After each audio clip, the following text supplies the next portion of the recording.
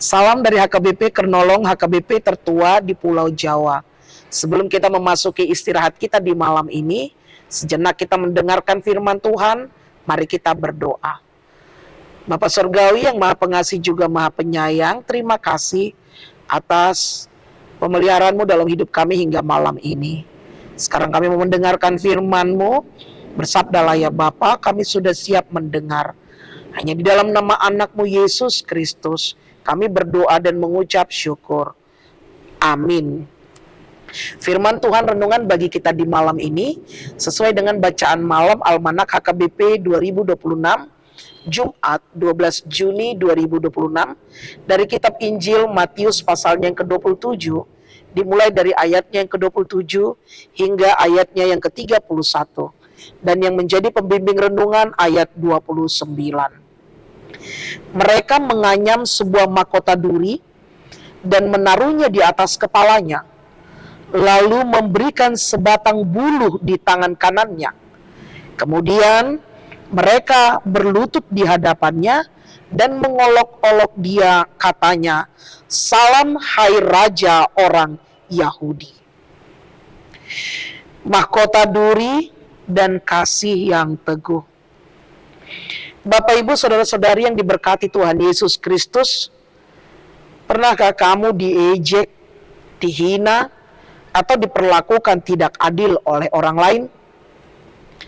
Rasanya pasti sangat sakit dan bikin sakit hati.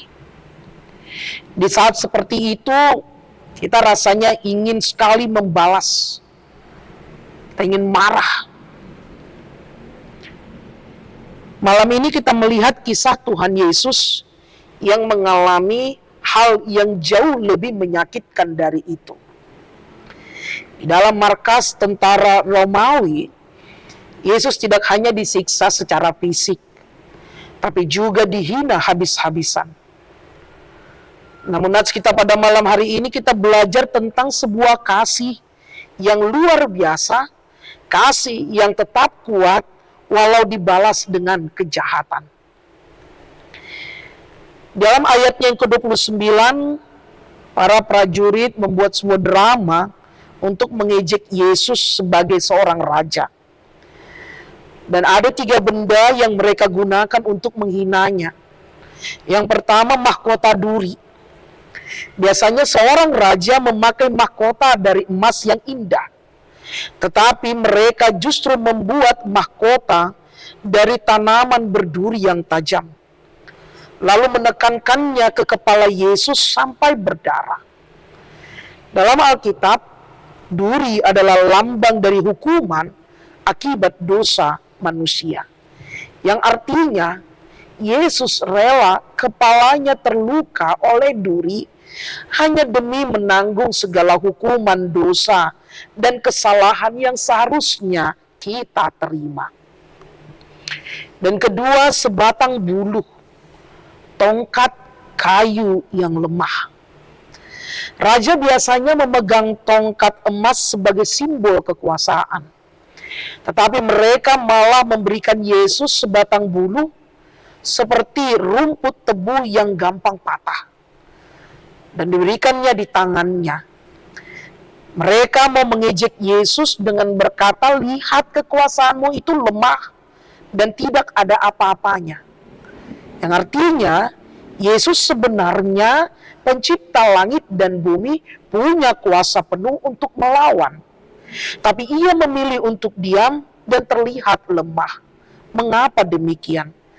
Karena pasti ia sangat mengasihi kita dan tahu bahwa ia harus melewati semua ini agar kau dan aku bisa selamat. Dan ketiga, berlutut sambil mengejek. Mereka berlutut di depan Yesus seolah-olah sedang menghormati seorang raja, lalu tertawa dan meludahinya. Ini adalah penghinaan yang sangat kejam. Mari kita bayangkan di mana Yesus yang empunya hidup kita, nyawa kita, yang menciptakan mereka, tetapi ia rela direndahkan untuk ciptaannya sendiri.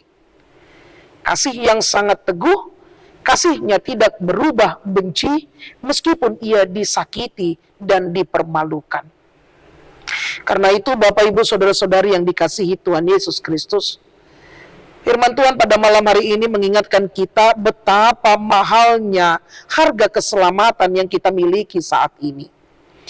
Yesus harus memakai mahkota duri yang menyakitkan agar kita bisa bebas dari hukuman dosa. Kalau hari ini kita mengalami masa-masa sulit, merasa diejek atau dikucilkan karena berbuat baik, ingatlah kepada Yesus. Dia tahu persis bagaimana rasanya disakiti. Yesus tidak mendendam, tetap mau mengampuni orang yang menyakitinya. Demikian juga dengan kita.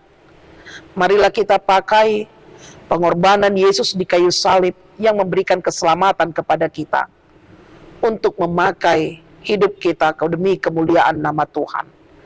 Datanglah kepada Yesus, maka Dia akan memberi jawab setiap pergumulan kita, asalkan kita taat dan setia di dalam kehidupan kita, di dalam nama-Nya. Amin. Terima kasih Bapa, pengorbanan-Mu yang begitu besar di kayu salib membawa kami kepada keselamatan. Ajari kami Tuhan untuk memaknai keselamatan yang Engkau berikan, berbuat seturut dengan kehendak-Mu.